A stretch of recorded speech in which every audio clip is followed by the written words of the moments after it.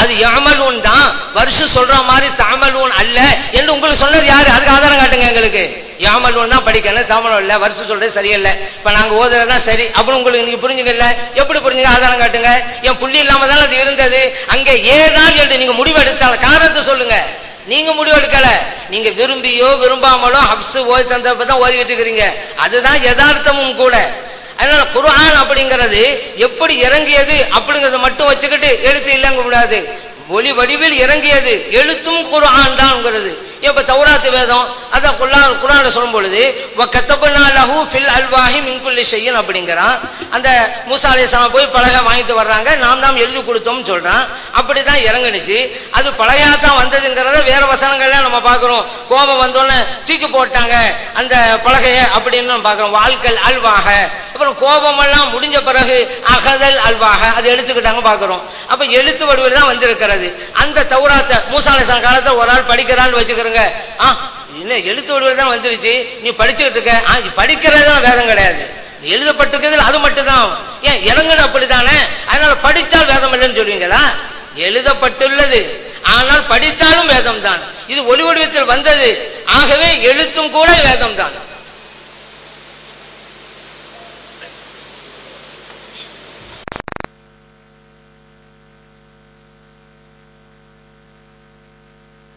ஆரம்பிக்கலாமா? அஸ்ஸலாமு அலைக்கும் வரஹ்மத்துல்லாஹி வபரகாத்துஹு. அன்பிற்குரிய சகோதரர்களே, வருஷனா யாரு, அவரை பத்தி அறிஞர்கள் என்ன சொல்லியிருக்கிறாங்க, அவர் ஓதனமாய் தான் நம்ம ஓதணுங்கிறதுக்கு என்ன ஆதாரம்? அப்படி ஓதணும்னு சொன்னா ஒட்டுமொத்த குர்ஆனையும் ஒரு ஆள்கிட்ட போய் ஒப்படைக்கிறோமே. குர்ஆன் நமக்கு பல லட்சக்கணக்கான முத்தவாத்திர் முறையில் வந்திருக்கிறது. நீங்க சொல்லக்கூடிய கருத்து அடிப்படையில் பார்த்தா ஒட்டுமொத்த குர்ஆனையும் ஒரு ஹதீஸ் மாதிரி, ஒரு ஹபருல் வாஹித் மாதிரி ஆக்கக்கூடிய ஒரு நிலை ஏற்படுது என்றெல்லாம் கேட்டோம். அதற்கு பதில் இல்லை. இப்னு கல்துன் அவர்கள் எங்களை விட தெளிவாக அழுத்தமாக குர்ஆன்ல எழுத்தாளர்கள் தவறு செய்திருக்கிறார்கள் என்று சொல்லி இருக்கிறார்கள். அவர்கள் யூதரா, அவ்வளோ மொழி வல்லுநர் தானே, அதை கேட்டோம். அதுக்கு பதில் இல்லை. இமாம் பாக்கிலானி அவர்கள் எங்களுடைய இதே கருத்தை தெளிவாக சொல்லி இருக்கிறார்கள். நூல் பிரதி கேட்டாங்க, பக்கம் கேட்டாங்க, அது பிரிண்ட் அவுட்டும் கொடுத்தோம்.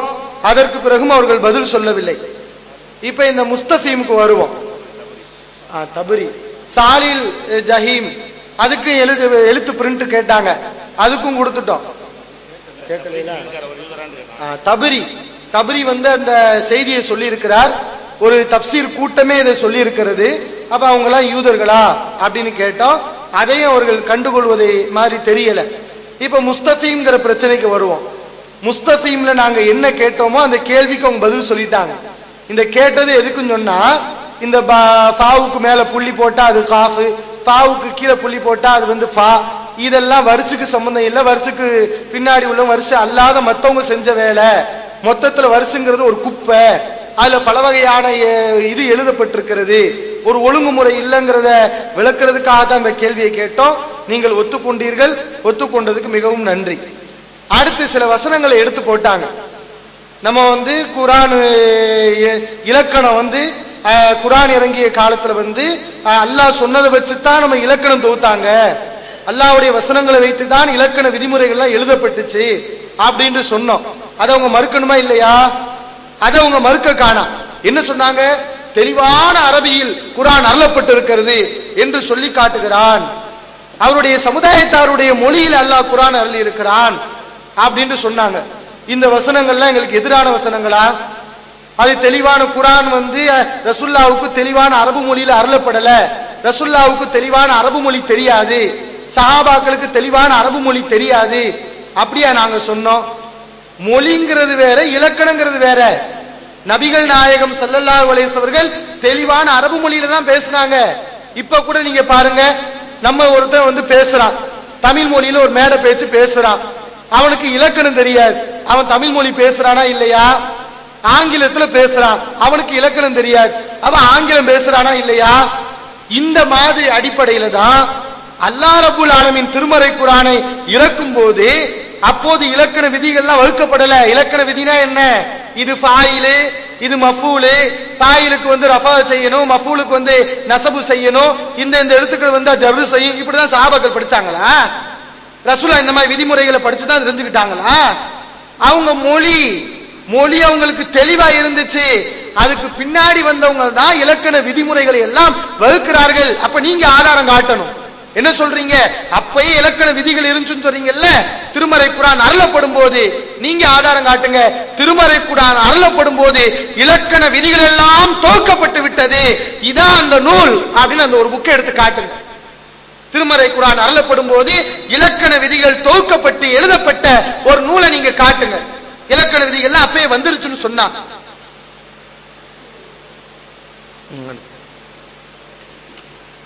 இந்த அலைஹுக்கு கேட்டாங்க. அலைஹு என்று ஒரே ஒரு இடத்துல வருகிறது. அது அல்லாஹ் உங்களுக்கு இப்படித்தான் ஓதி காட்டினான்னு கேட்கிறாங்க.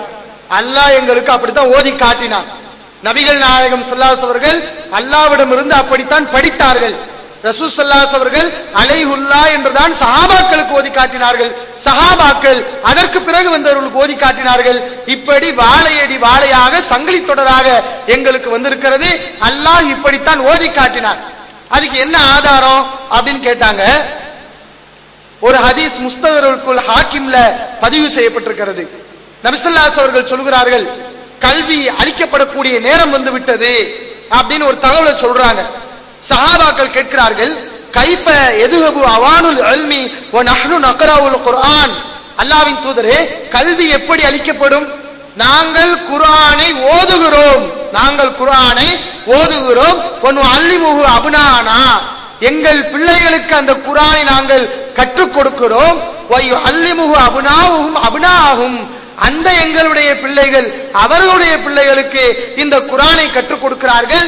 இப்படி வாழையடி வாழையாக சங்கிலி தொடராக இந்த திருமறை குர்ஆன் மக்களுக்கு இந்த சமுதாயத்திலே போதிக்கப்பட்டு கொண்டிருக்கும் போது எப்படி இந்த கல்வி அழியும் என்று சஹாபாக்கள் கேட்கிறார்கள்.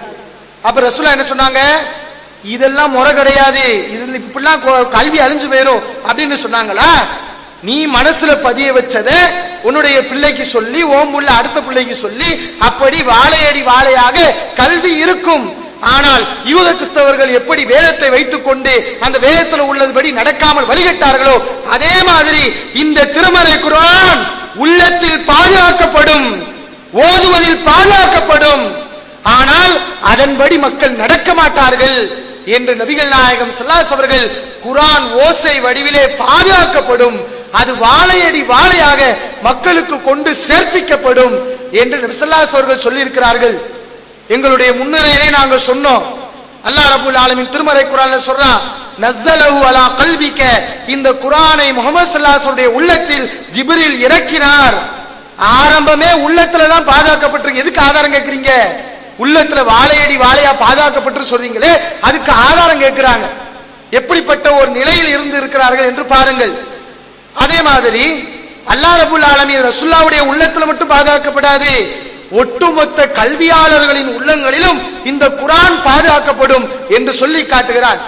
திருமறை குர்ஆன்ல பல் ஹுவ ஆயாத்துன் பையினாத்துன் ஃபீ சுதூரில் லதீன ஊத்துல் இல்ம், கல்வி வழங்கப்பட்டவர்களுடைய உள்ளங்களிலே இது தெளிவான வசனங்களாக இந்த குர்ஆன் இருக்கும் என்று ரப்புல் ஆலமீன் சொல்லி காட்டுகிறான். அப்ப கல்வியாளருடைய உள்ளங்கள்ல இல்லைன்னு சொல்றீங்க, நீங்க தான் சொல்ல வர்றீங்க. ஹஃப்ஸ்ட போய் தான் முடியுது, வர்ஸ்ல போய் தான் ஒட்டுமொத்த குர்ஆன் முடியுதுன்னு சொன்னா அவங்க யாரு? ரசூலுல்லாஹ் அவங்க யாரு? தாபீன்களா? அவங்ககிட்ட போய் தான் குர்ஆன் நமக்கெல்லாம் வந்துச்சுன்னு சொன்னா அப்ப அதுக்கு முன்னாடி வாழ்ந்த சஹாபாக்கள்கிட்ட குர்ஆன் இல்லையா? அதுக்கு முன்னாடி வாழ்ந்த நல்ல மக்கள்கிட்ட தாபீன்கள்ட்ட குர்ஆன் இல்லையா? வர்ஸ் சொல்லி தான் நமக்கு குர்ஆன் வந்துச்சு, ஹஃப்ஸ் சொல்லி தான் நமக்கு இந்த கிராத் வந்துச்சுன்னா அப்ப அதுக்கு முன்னாடி உள்ளவங்க குர்ஆனை படிக்கலையா? அப்ப குர்ஆனே இல்லையா? அந்த காலத்துல எப்படி குர்ஆன் இருந்ததோ அப்படி இன்றைக்கும் குர்ஆன் இருக்கிறது. இந்த வருஷம் வச்சு இல்ல, லட்சக்கணக்கான மக்கள் இந்த குர்ஆனை மனப்பாடம் மூலமாக பாதுகாத்து அல்லாஹ் வைத்திருக்கிறான். அதுல வருஷ ஒரு மூலையில இருக்கிறாரு, அவ்வளவுதான். ஆனா நீங்க என்ன சொல்றீங்க? எல்லாம் வருஷதான். அங்க இருந்து வந்து அவ்வளவு சஹாபாக்கள் வருஷத்தை தான் சொன்னாங்க. இப்படி ஒரு அறிவுக்கு மாற்றமான பொய்யான ஒரு யூத கருத்தை நீங்கள் தான் சொல்லிக் கொண்டிருக்கிறீர்கள். அடுத்து இந்த மஜ்ரேகான் ஓதுறீங்களே, இது அல்லாஹ் உங்களுக்கு ஓதி காட்டினா கேட்டாங்க. இதே மாதிரி அவங்க கேட்ட எல்லாத்துக்கும் இதுதான் பதில். யாமலூன் என்று ஓதுகிறீர்களே, அல்லாஹ் அவங்களுக்கு ஓதி காட்ட, அல்லாஹ் தான் ஓதி காட்டினான். அதற்கு ஆதாரம் மனப்பாடத்தில் எங்களுக்கு இப்படித்தான் வந்திருக்கிறது. நீங்க சொல்லுங்க, வரிசையில தாமலூன்னு இருக்குது, அவுசானுக்கு வஸ்ஸாக்கு அவுசான் இருக்குது, தக்கூலுனுக்கு யக்கூலுன்னு இருக்குன்னு. அப்ப ஒட்டுமொத்த மக்களுக்கு சொல்லுங்க, இப்படிலாம் மாத்தி மாத்தி ஓதுங்க, குர்ஆன்ல அவங்க இஷ்டத்துக்கு தகுந்த மாதிரி ஓதுங்க அப்படின்னு நீங்க சொல்லுங்க மக்களுக்கு. அடுத்து மூசா அலைஹிஸ்ஸலாம் அவர்களுக்கு அல்லாஹ் எழுத்துல குர்ஆன் வேதத்தை கொடுத்தான், எழுதியே கொடுத்தான். அல்லாஹ் ரப்பல் ஆலமீன் ஏட்ல எழுதியே கொடுத்தான். அவங்க என்ன வாதம் வைக்கிறாங்க, எழுத்திலே அல்லாஹ் கொடுத்தான், அப்ப ஓசையும் குர்ஆன் தானே, எழுத்து மட்டுமா குர்ஆன், எழுத்து மட்டும் குர்ஆன் சொல்லுவீங்களா மூசாவுக்கு எழுத்துல கொடுத்ததுனால அப்படின்னு கேட்டாங்க. மூசா அலைஹிஸ்ஸலாமுக்கு எழுத்து மூலப்பிரதி, அந்த எழுத்தை ஒட்டி ஓசை இருந்தால் தப்பு கிடையாது, அதுவும் குர்ஆன். எழுத்துக்கு மாத்தமாக ஓசை இருக்குமே ஆனால் அதுவும் தவறு, அது குர்ஆனுக்கு மாத்தமானது. நானா நமக்கு மூலப்பிரதி என்ன எழுத்தா, நமக்கு ஓசையில, அப்ப ஓசையை ஒட்டி எழுத்து இருந்தால் அதையும் குர்ஆன் என்று சொல்லுங்கள். இப்ப கேள்வி என்ன, ஓசையை ஒட்டி எழுத்து இல்லைங்கிறதான பிரச்சனை. ஓசையில நுஞ்சின் இருக்குது, எழுத்துல நுஜின் இருக்குது, அதானுங்க எங்க பிரச்சனை. அப்ப எதை நீங்க சம்பந்தம் இல்லாமல் சொல்லிக் கொண்டிருக்கிறீர்கள்? அப்ப நாங்க நிறைய கேள்விகளை கேட்டிருக்கிறோம். வரிசை ஹப்ஸ பத்தி நீங்க சொல்லணும், நுஞ்சிக்கு நீங்க சொல்ல வேண்டும், சாலில் ஜெயினுக்கு சொல்ல வேண்டும், பாக்கிலானிய பத்தி யூதனா நீங்க சொல்லணும், ஆரம்ப கால யூதன் நீங்க சொல்லணும். இப்ப உள்ளவங்களா யூதன் சொன்னா அவர் தான் முத யூத கருத்தை பதிச்சாரு சொல்லணும், இப்னு கல்தூனை பத்தி சொல்லணும்.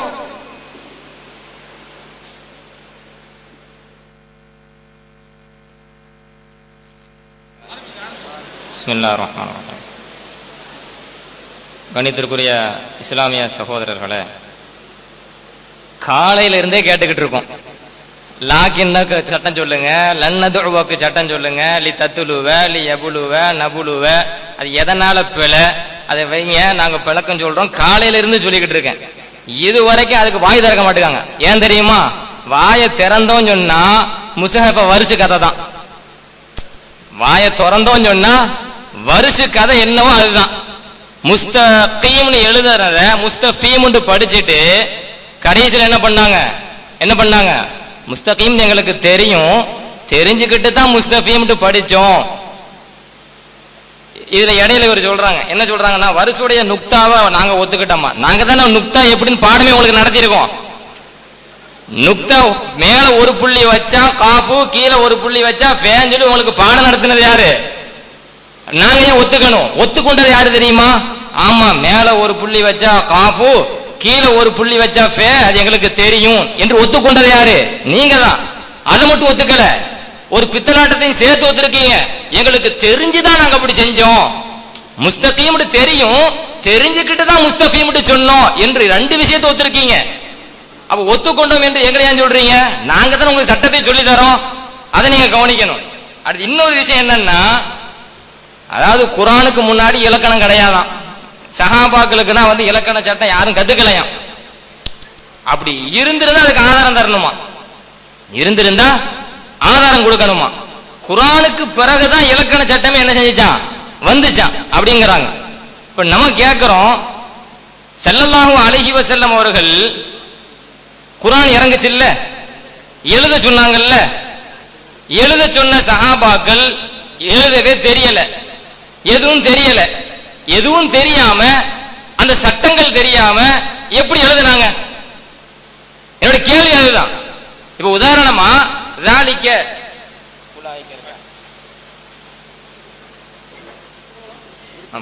உலாயிக்கன்னு இருக்கு. இப்ப உலாயிக்க அப்படின்னு சொன்னா நம்ம எழுதும் போது கரெக்டா சொல்றேன், முதல்ல அலிஃப் வரணும், அடுத்து லாம் வரணும், அப்புறம் அலிஃப் வரணும், அப்புறம் ஹம்சா வரணும், அப்புறம் காஃப் வரணும். இப்படி இருந்தா உலாயிக்க. ஆனா எப்படி எழுதுவாங்க அப்படின்னு சொன்னா, முதல்ல அலிஃப் வரும், அப்புறம் வாவ் வரும், அப்புறம் லாம் வரும், அப்புறம் யா போட்டு மேல ஹம்சா போட்டிருப்பாங்க, அதுக்கப்புறம் காஃப் வரும், உலாயிக்க. இப்படி எழுதுற முறை. இப்போ எழுதுற சட்டமே தெரியாதவங்க அது எப்படி கரெக்டா ஒரே மாடல் எழுதுறாங்க? எழுதுற சட்டம் தெரியல அப்படின்னு சொன்னா அது எப்படி எழுதுறாங்க? ராலிக்கன்னு எடுத்துக்கங்க. ராலிக்கன்னு எடுத்துக்கிட்டா நான் காலையில சொன்னேன், முதல்ல ராலு, அப்புறம் லாமு, அப்புறம் காஃபு, இப்படி போடுறாங்க. அசல்ல படிக்கிறாந்தா ரலிக்கன்னு படிக்கணும், படிக்கிறாந்தா ரலிக்கன்னு படிக்கணும். ஆனா ராலிக்கன் எப்படி எழுதுன தெரியுமா? முதல்ல ராலு, அப்புறம் அலிஃபு, அப்புறம் லாமு, அப்புறம் காஃபு, இப்படி போட்டா தான் ராலிக்கன்னு படிக்க முடியும். ஆனா எழுத படிக்க தெரியாம சஹாபாக்கள் ராலிக்க என்று கரெக்டா இப்படி ஒரே மாதிரி எழுதுறாங்க. எழுத படிக்க தெரிஞ்சாதான் அந்த எழுத்தர்களை அழைத்து நீங்க எழுதுங்கன்னு சொல்ல முடியும். இப்போ ஒரு சஹாபிக்கு எழுத தெரியலங்க, சட்டமே தெரியல. இப்ப ரசூலுல்லாஹி ஸல்லல்லாஹு அலைஹி வஸல்லம் இங்க வாங்க, நான் குர்ஆனை சொல்ல போறேன், அதை எழுதுங்க அப்படின்னு சொல்றாங்க. எந்த நம்பிக்கையில சொல்றது? அவங்க சரியா எழுதுறாங்களா தப்பா எழுதுறாங்க எந்த அடிப்படையில் சொல்றது? யாருக்கும் எழுத படிக்க தெரியாதுன்னு வச்சுக்குவோம், சட்டம் தெரியாதுங்கிறாங்க, எந்த சட்டமும் தெரியாதுங்கிறாங்க. எந்த சட்டமும் தெரியாதுன்னு சொன்னா யாருக்குமே தெரியலன்னு வச்சுக்கோங்க, எப்படி அவங்க சரியா எழுதுறது? ரசூலுல்லாஹி ஸல்லல்லாஹு அலைஹி வஸல்லம் அவர்கள் நம்பியாத சஹாபாக்களை அழைத்து எழுத சொல்லி இருக்கின்றார்களே, அப்போ எந்த சட்டமும் படிக்காம எந்த சட்டமும் தெரியாம எப்படி ஒருவரை அழைத்து அவங்களை எழுத சொல்லுவாங்க? அப்ப ரசூலுல்லாஹி ஸல்லல்லாஹு அலைஹி வஸல்லம் காலகட்டத்துல குர்ஆன் இறங்குறதுக்கு முன்னாடியே சஹாபாக்கள் எழுத படிக்க படிச்சிருக்கிறாங்க, அவங்களும் இலக்கணத்தை படிச்சிருக்கிறாங்க, எல்லாம் தெரியுங்க. உங்களுக்கு தெரியாமலாம் கிடையாது. ரசூலுல்லாஹி ஸல்லல்லாஹு அலைஹி வஸல்லம் அவங்க காலகட்டத்துல குர்ஆனுக்கு முன்னாடி இலக்கண சட்டம் இருக்குது, அதை முறையா படிச்சிருக்கிறாங்க. படித்தவர்களும் இருக்கிறாங்க, படிக்காதவர்களும் இருக்கிறாங்க, நல்லா தெரியும். இருந்தாலும் நேரத்தை கழிக்கணும். ஏன் தெரியுமா?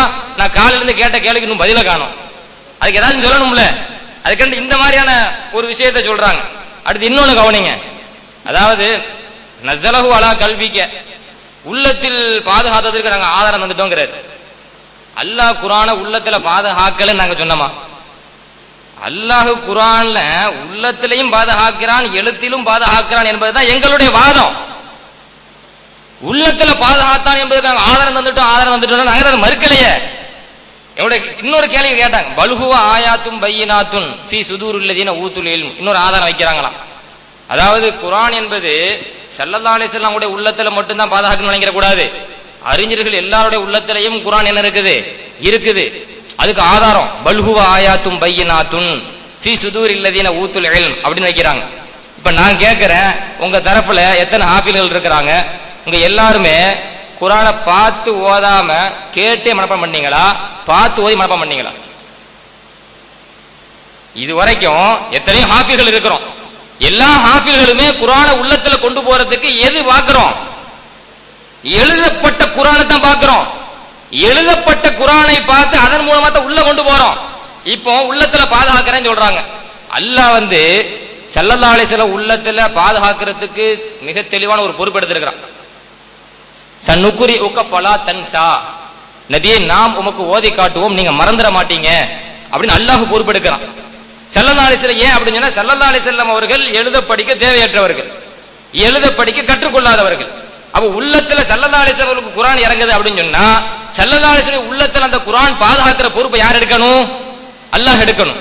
எனவே சன்னுக்குரி உக்க ஃபலா தன்சா, நீங்க மறக்க மாட்டீங்கங்கறான். இன்னைக்கு நம்ம எல்லாம் மனப்பாடம் பண்றோம், இடையில மறக்குதா இல்லையா? மறந்து போச்சுன்னா எதை எடுத்து பார்க்கிறோம்? எழுதப்பட்ட குர்ஆன் எடுத்து பார்க்கிறோம். ஒரு வசனம் முத்தஷாபியா மாறுதுன்னு சொன்னா எதை எடுத்து பார்க்கிறோம்? எழுதப்பட்ட குர்ஆன் எடுத்து பார்க்கிறோம். அப்போ குர்ஆன் எழுத்து வடிவில் பாதுகாக்கப்பட போய்தான் உள்ளத்தில் நமக்கு ஓசை வடிவிலும் பாதுகாக்கப்படுகிறது என்பதை நாம் புரிந்து கொள்ள வேண்டும். எனவே பல்ஹுவாயாத்தும் பையினாத்துன், உள்ளத்தில் குர்ஆன் பாதுகாக்கப்படுது. யார் மறுத்தார? இன்னைக்கு எத்தனை ஹாஃபில்மார்கள் இருக்கின்றார்களோ அத்தனை ஹாஃபில்மார்களும் எழுதப்பட்ட குர்ஆனை அடிப்படையாக வைத்துத்தான் அந்த குர்ஆன் உள்ளத்தில் சென்றிருக்கிறது என்பதை நாம் புரிய வேண்டும். குர்ஆன் எழுத்துல பாதுகாக்கப்படலைன்னு சொன்னா இன்னைக்கு எப்படி நம்ம ஓசை வரும், உள்ளத்தில் எப்படி குர்ஆன் போகும் என்பதையும் இந்த இடத்தில் நாம் புரிந்து கொள்ள வேண்டும். அதே போல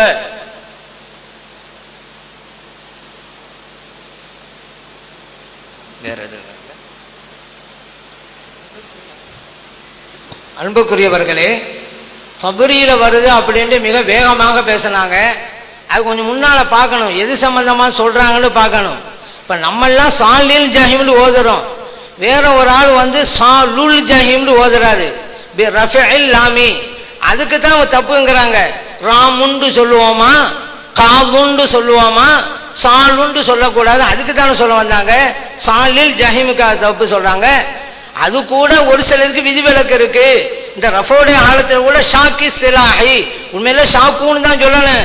ஏன் வச்சு சொல்றது? அது அரபிகள் சொல்றாங்க, அதுக்கு வச்சுக்கலாம், மற்றதுக்கெல்லாம் சொல்லக்கூடாது அப்படின்னு சொல்றதே சாலூண்டு ஓதுறதுக்கு தான், சாலில் ஜஹீம் அப்படிங்கிறதுக்கு அல்ல அப்படிங்கிறத நம்ம புரிஞ்சுக்கிறோனுங்க. அடுத்ததாக இப்போ ஒப்புக்கொண்டதுக்கு நன்றி அப்படிங்கிறாங்க. எதுக்கும் யார் ஒப்புக்கொண்டது? நீங்களே ஒன்று சொல்லிட்டு ஒப்புக்கொண்டீங்க நன்றி, இது ஒப்பு சொன்னீங்க நன்றி. இது ஒப்புக்கொண்டே அப்படிம்பியல எதை நாங்கள் ஒப்புக்கொண்டோம் அப்படிங்கிறத யோசிக்கணும். சில்சிலாவுக்கு ஆதாரம் கேட்டாக்கா அவங்க வாப்பா மகனுக்கு சொல்லி கொடுப்பாங்க, அந்த மகன் அவ பிள்ளை சொல்லுவாங்க, அந்த வாப்பா யாரு பேரை சொல்லுங்க, அதனங்க சங்கிலி. வாப்பா மகன் சங்கிலி தொடராது. அந்த வாப்பா பேர் என்ன, அவன் மகன் பேர் என்ன, அவருடைய மகன் பேர் என்ன, அதுல சில்சிலா. வாப்பா பேரன் கொள்ளு பேரன் இதுவா சில்சிலா. அதனால பேருகளை சொல்லி அந்த சில்சிலாவை சொல்லணும். அது மட்டும் இல்ல, யமலூண்டு இருக்கு, தாமலூண்டு இருக்கு. அப்ப எந்த விதமா வாசிக்கலாம், ஏன்னா புள்ளியே இல்லாததான் அசல் குர்ஆன்.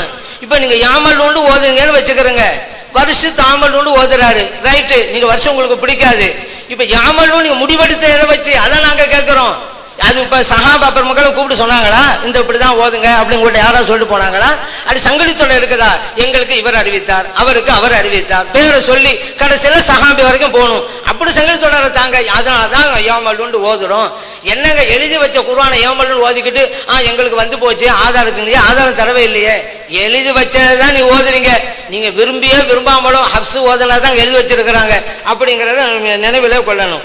அதே போல குர்ஆன் இருந்த காலத்துல இலக்கணமா இருந்துச்சு, யார் இலக்கணம் இருக்குன்னு சொன்னது நாங்க சொன்னோமா? ஆதாரம் கேட்கிறாங்க. குர்ஆன் இருந்த காலத்திலே, குர்ஆன் இறங்கிய காலத்திலே இலக்கணம் இருந்ததற்கு எங்களுக்கு ஆதாரத்தை தாருங்கள். இலக்கணம் இருந்ததுன்னு யார் சொன்னது? நீங்களே சொன்னீங்க அலைஹூண்டு ஓதாம, அது சரிதான் எங்கள்கிட்ட சொன்னீங்க. அதுக்காக தான் நாங்க கேட்டோம். நீங்க அலைஹூ அப்படிங்கிறதுக்கு என்ன ஆதாரம் வச்சிருக்கிறீங்க அப்படின்னு உங்கள்கிட்ட நாங்க கேட்டா எங்கள்கிட்ட போய் நீங்க அது இலக்கணங்கிறீங்க. நீங்க சரி கண்டதுங்கிற எது அடிப்படையில? ஒண்ணு ரெண்டுல ஒண்ணு இலக்கணம். அதுதான்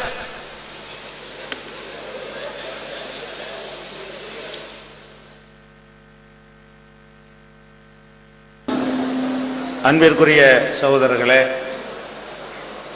மனிதர்களுடைய பிழையின் காரணமாக குர்ஆனை எடுத்து எழுதும்போது பிழை விட்டிருக்கிறார்கள் என்ற வாதம் நச்சுக்கருத்து கிடையாது, அது உண்மை. அதை முஸ்லீம் அறிஞர்கள்லாம் தங்களுடைய நூல்களில் பதிவு செய்து வைத்திருக்கிறார்கள் என்று நிறைய ஆதாரங்களை காட்டணும். ஒன்று, அப்படி ஆதாரம் இல்லைன்னு சொல்லணும். இல்லைன்னு சொன்னால் ஆமாம் அவ்வளோ பேரும் சொல்லியிருக்கிறதுனால நாங்கள் யூத கருத்துங்கிறத வாபஸ் வாங்கிட்டோம்னு சொல்லணும். அப்படியும் இல்லைன்னு சொன்னால் தப்ரி, அந்த தப்சீர் எழுதினவங்க, பாக்கில்லானி எல்லாருமே யூத, இப்னு ஹல்தூன் அனைவரும் யூதர்னு சொல்லணும். அதான் முடிவுக்கு வரணும். யூத கருத்துன்னா அந்த கருத்தை யாரெல்லாம் சொன்னாங்களோ எல்லாரும் யூதர்கள்னு சொல்லணும். அதுக்கு இது வரைக்கும் என்ன செய்யலை, பதில் சொல்லவே இல்லை. நுஞ்சிக்கு கேட்டோம், பதில் சொல்லவே இல்லை. ஃபமால் இல்லதீனம் இப்படி எழுத்து இலக்கணம் இருக்கான்னு கேட்டால் அதுக்கு பதில் சொல்லலை.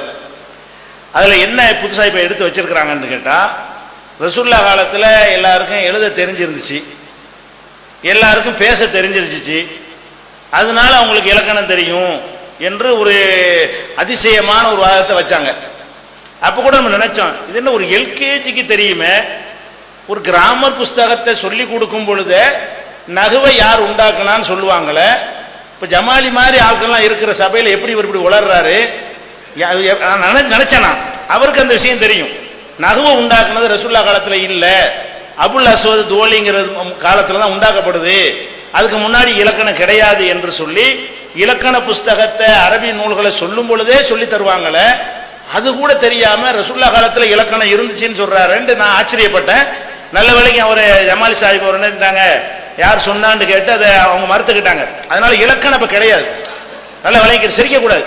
ரசூல் ஸல்லல்லாஹு அலைஹி வஸல்லம் குர்ஆன் இறங்குற காலத்துல அரபு மொழி பேச தெரியும், எழுத தெரியும். பேசவும் எழுதவும் தெரிந்தால் இலக்கணம் தெரியும் அர்த்தம். பொம்பளை கடிதம் எழுத இலக்கணம் தெரியும் அர்த்தமா?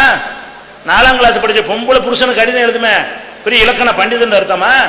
அப்ப ஒவ்வொருத்தவங்க நான் உங்கள்ட்ட பேசிட்டு இருக்கிறேன், இங்க வந்திருக்கிற எல்லாரும் தமிழ் பண்டிதர்களா? பண்டிதர்கள் புரியுமா? பேச்சு எல்லாருக்கும் புரியும். அந்த மாதிரி குர்ஆன் அருளப்பட்ட காலத்தில் புரிந்து கொண்டார்களே தவிர இலக்கணம் தெரியாது, இலக்கணம் இல்லைன்னு தான் நாங்க சொன்னோம். தமிழுக்கு 2000 வருஷத்துக்கு முந்தைய எழுதப்பட்ட தொல்காப்பியம் இருக்கா இல்லையா, அதை எடுத்து இலக்கணத்துக்கு ஆதாரமா காட்டுறான்ல. அப்ப இலக்கணம்னு ஒரு தொகைப்பட்டிருந்தா நூல் வடிவத்தில் இருக்குமா இல்லையா? அப்ப இம்ருல் கைஸுடைய கவிதைகள்லாம் எடுத்து பாதுகாக்கப்பட்டிருக்கும் பொழுது ரசூல்லா காலத்துக்கு முந்தினது இந்த இலக்கண புஸ்தகம் இருக்கும்ல, இந்த புஸ்தகம் அந்த இருக்க ரசூல்லா காலத்தில் இந்த இலக்கண புஸ்தகம் காட்டுங்க பாப்போம்னு கேட்டோம். அதுக்கு என்ன செய்ய, எழுத தெரியாதா? இலக்கணம் தெரியாம எழுதுனாங்க, இலக்கணம் தெரியாம எழுதுவாங்க, இலக்கணம் தெரியாம பேசுனாங்க, இலக்கணம் தெரியாம பேசுவாங்க. சாதாரண ஒரு எல்கேஜி விஷயம் இது.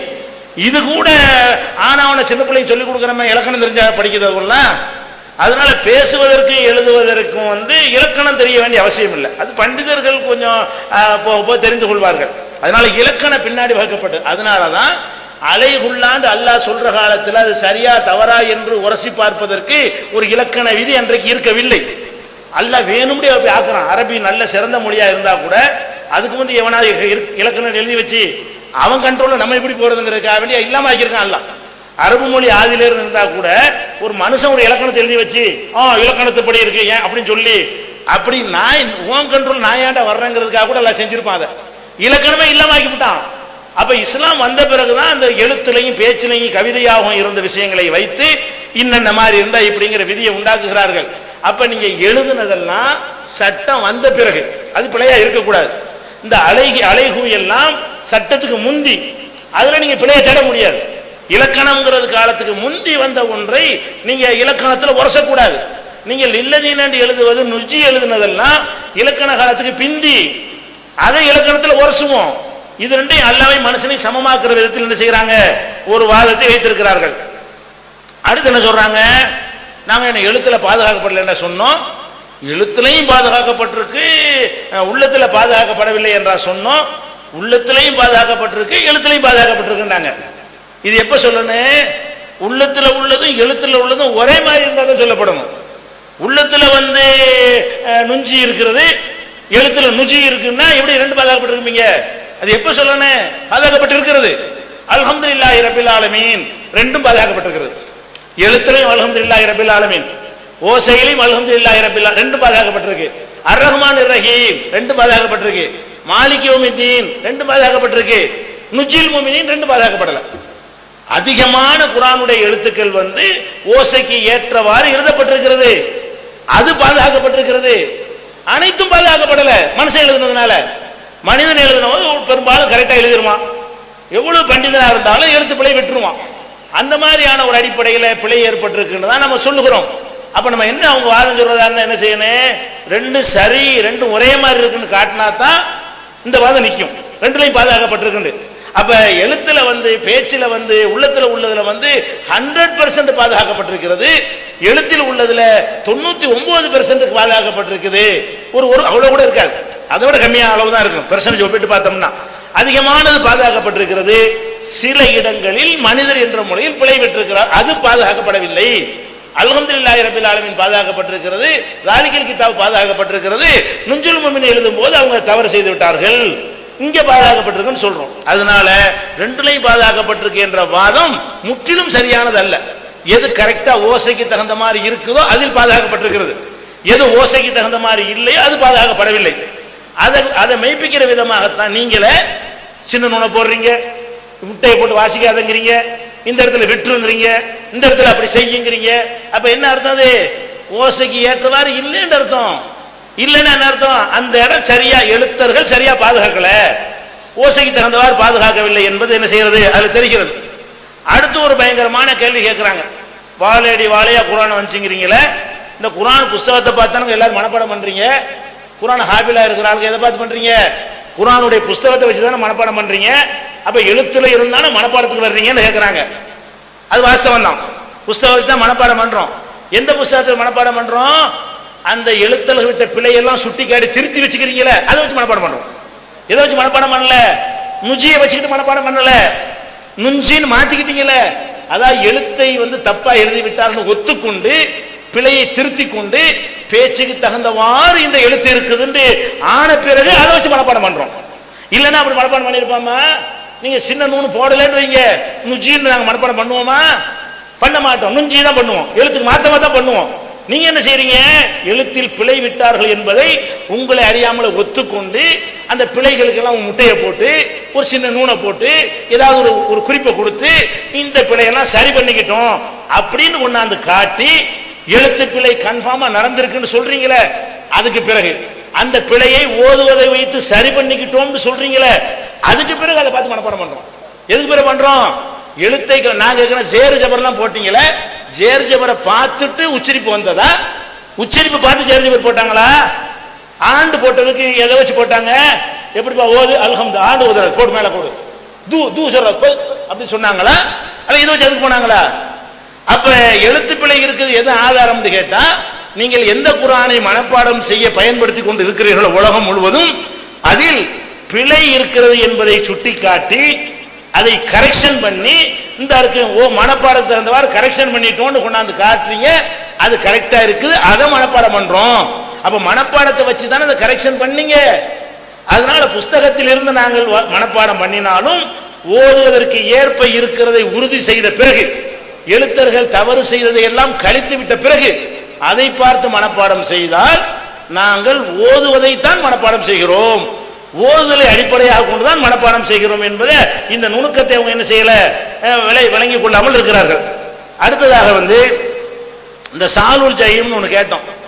அதை பிழைகள் பட்டியல் போடுவதற்கு நாங்கள் தனியாக வச்சிருக்கிறோம். அது கேட்கல. எது கேட்டோம்? இதை யார் சொல்றா? தபரி சொல்றாரு. இன்னொரு ஜமாத்து தப்சீர்லாம் சொல்றாங்க. அவங்க எல்லாம் இது லஹ்னுன் பிழைன்னு சொல்றாங்களே, அவங்க யூதர்களை அதுதான் கேட்டது. நாங்க பிழையை நாங்க தனியா சொல்லுவோம், பிழை பட்டியல் தனியா வச்சிருக்கிறோம். அவர் இந்த சாலுல் ஜஹீம்ல அவர் சொன்ன வாதம் சரியா தவறாங்கிறதுக்குள்ள நாங்க போகவே இல்லை. நாங்க எது கேட்டோம்? யூத கைக்கூலின்னு சொல்றீங்களே, இப்ப தபரில இப்படி எழுதி வச்சிருக்கிறாரு, லஹ்னுங்கிறாரு, காத்திபுகள் தப்பு செஞ்சுட்டாங்கிறாரு. அப்ப அவர் யூத கைக்கூலியா? எழுத்தர்கள் தப்பு செஞ்சாங்கன்னு ஏன் அல்லாஹ்வுடைய குறையை நீங்க நினைக்கிறீங்க? எழுதினாலும் அல்லாவா? அப்ப எல்லா காத்திபுகளையும் அல்லாஹ்வுடைய இடத்துல வைக்க போறீங்களா? அப்ப எழுத்தர்கள் தப்பு செய்து விட்டார்கள் என்று சொல்வது அல்லாஹ்வின் மீது உள்ள குறைங்கிற மாதிரி தப்பு அவங்க உள்ளத்துல பதிஞ்சிருக்கிறது. அன்றைக்கு அறிஞர் உள்ளத்துல பதியல, சிந்தனையாளர் உள்ளத்துல அப்படி பதியவில்லை. சரியான நேரான பார்வை. நான் சில பட்டியல் போடுறேன், இன்னும் வந்துகிட்டே இருக்கேன். பல அறிஞர்கள் சொல்லி இருக்கிறார்கள், ஒருத்தர் ரெண்டு பேர் கிடையாது. நீங்க மறைச்சிங்க, மக்களுக்கு சொல்லவில்லை, நீங்கள் அதெல்லாம் எடுத்து பார்க்கவே இல்லை. நீங்க அப்படியே வாழையா போயிட்டு இருக்கிறீங்க. அவ்வளவு. அன்பிற்குரியவர்களே, குர்ஆனுடைய எழுத்தில் பிழையுண்டு அப்படிங்கிறது தகாத கருத்து தான் அப்படின்னா தபரி சொல்லியிருக்காங்களே. நம்ம தான் சொன்னோம், தபரிங்கிறது நம்ம ஓதுறோம்ல, இப்போ அதை சொல்லலை. சாலு அப்படின்னு ஓதுனால் அதை தவறு என்கிறார்கள். அது எப்படி ராமுண்டு வரும், அது எப்படி காதுண்டு வரும், அதுதான் பிழைங்கிறாங்க.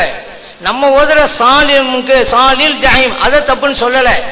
நீங்க வேண்டுமானா ஏன் இல்லாம இருக்குது அப்படி வேணா நீங்க கேளுங்க. தபரி சொல்ற இந்த பாயிண்ட் இல்லைங்கிற புரிஞ்சுக்கிறங்க. தபரி சொல்றாரு, அப்ப அவர் யூதராண்டு ஏன் சொல்ல மாட்டேங்கிற? அப்ப எங்க பாயிண்ட் அவர் ஒன்றும் சொல்லலையே. நீங்க சாலில் ஜஹீம்ங்கிறது அவரு கரெக்ட் தான்ங்கிறாரு, சாலுண்டாதான் அவர் தப்புங்கிறாரு. அப்ப நம்ம ஓதுற பிழையும் சொல்லலை. அப்ப ஏன் அதுல எழுதப்படாம இருக்குதுல அதே அவர் தப்புங்கிறாரு. ஏன் எழுதப்படாம இருக்கிறது இது மட்டுமா? குர்ஆனில் உங்களுக்கு எத்தனை வேணும்? நாங்கள் பட்டியல் போட்டு வச்சிருக்கோம். ஏன் எழுதப்பட வேண்டிய இடத்துல ஏன் எழுதப்படாம இருக்கிறது பட்டியல் எங்கிட்ட இருக்குது, வேண்டுமான தர்றோம். அது அவர் பிழைன்னு சொல்லவே கிடையாது. ஏன்னா அவர் சாலூண்டு வைத்தால் தவறு, அதை இங்க கொண்டு வரீங்க. அவர் தானே தவறுன்ட்டாரு. அவர் லஹ்னுன்னு சொல்றது எதுக்கு அதை பாருங்க அப்படி நம்ம சொன்னோம்.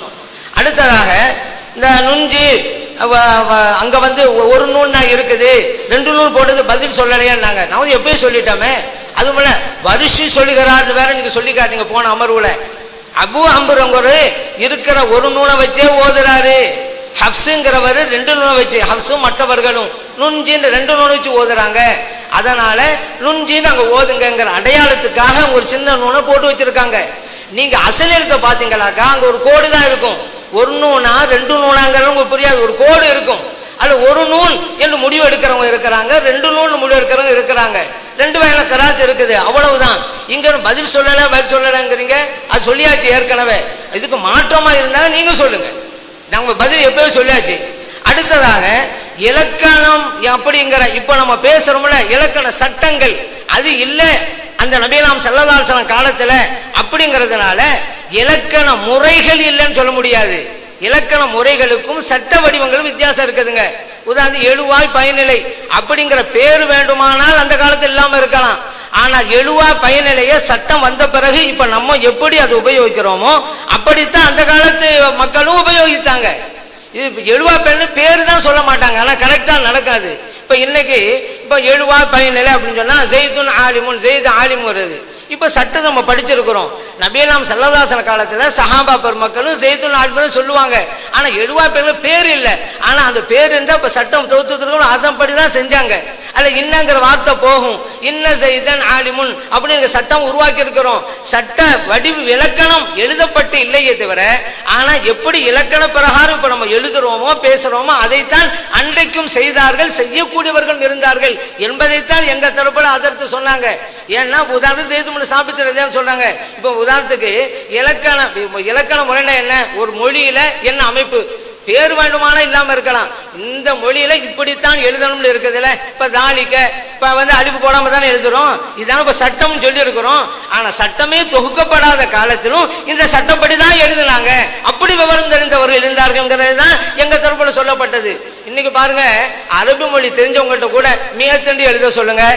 இப்ப மியத்து அப்படிங்கிறதுக்கு சம்பந்தம் இல்லாம ஒரு அழிவு போட்டு தான் எழுதுவாங்க. அது சைலன்ஸ் தான், ஆனா அப்படிதான் எழுதணும். அப்ப அழிவு அங்க போடுவ கூடாது, உச்சரிப்புல வராது, அது வெளிப்படையில பார்த்தா தப்பு. அப்படி தப்பா எழுதினாதான் ரைட்டு. ஒரு ஆளு இந்த மியத்துல என்ன தேவையில்லாம இருக்குன்னு சொல்லி அழிப்பை எடுத்துப்பட்டு மீ தூண்டு சொல்லிதான் வைங்க, சரியா எழுதினாரு, அதுதான் தப்பு. இப்போ நபியலாம் ஸல்லல்லாஹு அலைஹி வஸல்லம் காலத்துல சஹாபா பெருமக்கள் மேத்து எப்படி எழுதினாங்க, மீம் அலிஃப். இப்ப இலக்கண பிரகாரம் அந்த வழக்குகளை எப்படி நம்ம பாதுகாக்கிறோமோ அதே அப்படிதான் அவங்க எழுதினாங்க. உலாய்க்க நம்ம எழுதுறோமோ அப்படிதான் அவங்க எழுதினாங்க. இப்ப இலக்கணம்ங்கிற சட்ட தொகுப்பு இல்லையே தவிர, இலக்கணத்தின் மூலம் நாம் இப்ப என்ன செய்யறோமோ அதை செய்கிற பாண்டித்துவம் மிக்கவர்கள் தான் இந்த காரியத்தை செய்தார்கள். ஜெய்துமுன சாபித்த ரலியல்லாஹு அன்ஹு அவர்கள் பல மொழியில விற்பனர்களா இருந்தாங்க, அவங்க தான் பொறுப்பேற்றாங்க. அந்த கருத்திலே தான் எங்க தரப்புல அதை சொன்னாங்களே தவிர, முப்ததா ஹபரு ஹாலு இஸ்திஸ்னா எல்லாம் வந்துருச்சு அப்பவே அப்படின்னு பேரெல்லாம் இல்லை. நம்ம என்ன சொல்றோமோ அதன் பிரகாரம் எழுதுகின்ற ஆற்றல் உள்ளவர்கள் இருந்தார்கள் என்பதுதான் எங்கள் தரப்பு வாதங்கிறத நம்ம புரிஞ்சுக்கிறானுங்க. அடுத்தது சில்சிலா இருக்குன்னாங்க, பாப்பா மகனுக்கு அந்த மகன் பிள்ளைக்குன்னாங்க. அந்த சில்சிலாவை கேட்டுக்கிறோம், இன்னும் அவங்க தரவே கிடையாது. அதனால எந்த ஒரு விவகாரமா இருந்தாலும் நம்ம என்ன கேட்டோமோ அது சொல்லட்டும். இப்போ உதாரணத்துக்கு நேரடியா வர்றோம், ஒளி வடிவிலே இறங்கியது அது குர்ஆன்ங்கிறாங்க. எழுத்து வடிவிலே உள்ளதுக்கு குர்ஆன் என்று சொல்லலாமா சொல்லக்கூடாதா, அதை நீங்க நேரடியா சொல்லுங்க. எழுத்து வடிவில் உள்ளதுக்கு குர்ஆன் சொல்லலாமா, குர்ஆன் சொல்லக்கூடாதா?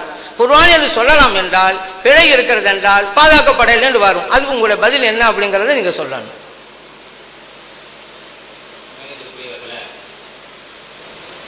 நம்ம காலையில இடையில சொல்ல வேண்டிய விஷயம் இடையில நின்றுச்சு. நுஞ்சி என்பதில் ஒரு நூனை விட்டுட்டாங்க, அதை தப்பா எழுதிட்டாங்க என்பதை காட்டுவதற்காகத்தான் மேலே சின்ன நூனு போட்டிருக்கிறாங்க அப்படின்னு சொல்லி எதிர் தரப்பு இதுவரை என்ன செஞ்சுட்டு இருக்கிறாங்க, பதிவு செய்துட்டு இருக்கிறாங்க.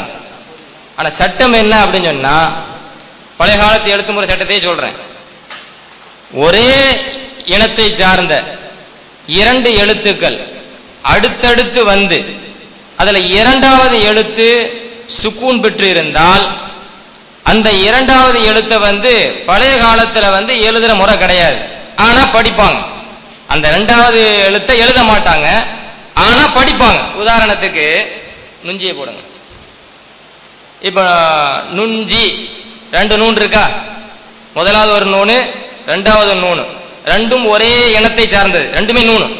அதுல இரண்டாவது எழுத்து சுக்கூன் பெற்று இருக்கு. இரண்டாவது எழுத்து சுக்கூன் பெற்றனால அந்த சுக்கூன் பெற்ற எழுத்தை நீக்கிடுவாங்க. நீக்கிட்டு அடுத்து பாருங்க, நுஜி இருக்குதா, எழுத்து வடிவில் நுஜின்னு இருக்கும். ஆனா நம்ம அவங்க எப்படி வாசிக்கணும் கேட்டா நுஞ்சின்னு வாசிக்கணும்.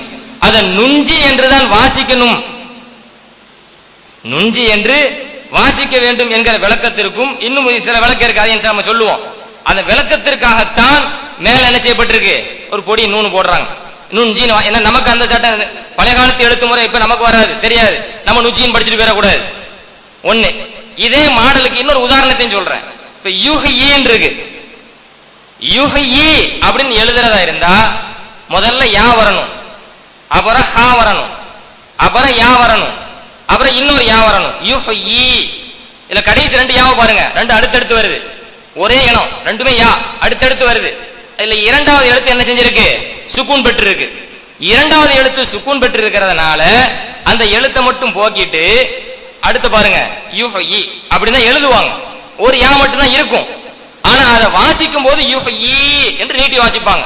இப்ப குர்ஆன்ல எடுத்து பாத்தீங்கன்னு சொன்னா எங்கெல்லாம் யுஹ்யீ என்று வருகிறதோ அங்க பாருங்க, நீங்க எடுத்து பாருங்க, அந்த ரெண்டாவது யா இருக்காது. அது அடையாளத்துக்கு என்ன செய்வாங்க, ஒரு பொடி யா போட்டிருப்பாங்க. அல்லது கடா சேர் போட்டிருப்பாங்க. நம்ம யுஹ்யி என்று நீட்டி படிப்பதற்காக வேண்டி ஒன்னு சின்ன யா போட்டிருப்பாங்க, நம்ம யுஹ்யி நீட்டி படிக்கணும். அல்லது கடா சேர் ஒரு கோடு வந்திருக்கும் கீழே, யுஹ்யி என்று என்ன செய்யணும், நீட்டி படிக்கணும். இது ஒரு உதாரணம். அதுக்கப்புறம் பாருங்க, தாவூத். தாவூத் என்று எழுதுறதா இருந்தா முதல்ல தால் வரணும், அப்புறம் அலிஃப் வரணும், அப்புறம் வாவ் வரணும், ரெண்டாவது வாவ் வரணும், அப்புறம் தால் வரணும். இப்படி இருந்தா தான் தாவூத் அப்படின்னு படிக்க முடியும். ஆனா 2 எழுத்து அடுத்தடுத்து வருதா வாவ். தாவூதுல 2 எழுத்து அடுத்தடுத்து வருது வாவ். அதுல இரண்டாவது எழுத்து என்ன செஞ்சிருக்கு, சுக்கூன் பெற்று இருக்கு.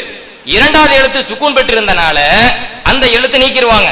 நீக்கிட்டு ஒரு வாவ் தான் போடுவாங்க. தாவூத் வெளிப்படையா பாத்தீங்கன்னா ஒரு வாவ் தான் இருக்கும். ஆனா அது எப்படி வாசிப்பாங்கன்னா தாவூத் என்று என்ன செய்வாங்க, வாசிப்பாங்க. நீங்க குர்ஆனை எடுத்து பாருங்க, தாவூத் என்பதுல ஒரு வாவ் தான் இருக்கும். ஆனா நீட்டி தான் படிக்கணும். நாம் நீட்டி சரியா படிக்கணும் என்பதற்கு தப்பா எழுதிட்டாங்கன்னு சொல்லி அவங்க மேல வாவு போடல, தப்பா எழுதிட்டாங்க என்பதற்காக வேண்டி வாவு போடல, நம்ம ஒழுங்கா படிக்கணும் என்பதற்காகத்தான் மேல வாவு போட்டிருக்கிறாங்க. யுஹ்யி என்பதுல சின்ன யா போட்டிருப்பாங்க. அரபி குர்ஆன் எடுத்து பாருங்க, சின்ன யா போட்டிருப்பாங்க. அது தப்பா எழுதிட்டாங்க என்பதை காட்டுறதுக்கு இல்ல, நம்ம கரெக்டா படிக்கணும். அவங்க எழுத்து கரெக்டா எழுதிட்டு வராங்க. இதையெல்லாம் சரியா புரியணும். இதை புரிஞ்சுதான் காலையிலே சொல்ல வந்த, இடையில பிரேக் ஆகி போச்சு. வருஷுடைய மேட்ரு வந்துட்டு வருஷல மாட்டிக்கிட்டாங்க. மாட்டிக்கிட்டு இப்ப என்ன செய்யறாங்க, வேற விதமா திசை திருப்புறாங்க. இன்னொன்னையும் சொல்றேன், நான் காலையில இருந்து இப்போ வரைக்கும் கேட்டுக்கிட்டு இருக்கேன். லாக்கின்னா லன் நதுவ லி தத்துலுவ லி எபுலுவ ஓ நபுலுவ, இது ஏன் பிழை என்று சொன்னீங்க. சஹாபாக்கள் பிழையாக எழுதியிருக்காங்கன்னு சொல்றீங்க. அது எப்படி பிழை என்பதை எங்களுக்கு இப்ப நிரூபிச்சு காட்டணும்னு சொல்லி காலையில இருந்து கேட்டுக்கிட்டு இருக்கோம். இன்ன வரைக்கும் ஒரு பதிலும் சொல்லல. அவங்க கேட்ட அத்தனை கேள்விகளும் நாங்க உள்ள பூந்து பதில் சொல்லிக்கிட்டு இருக்கோம், பதில் சொல்லலைங்கிறாங்க. வருஷ பத்தி பேசுறாங்க, பதில் சொல்லிட்டோம். நுஞ்சி பத்தி பேசுறாங்க, பதில் சொல்றோம். என்ன கேள்விகள் கேட்கப்படுதோ அதுக்கு பதில் சொல்.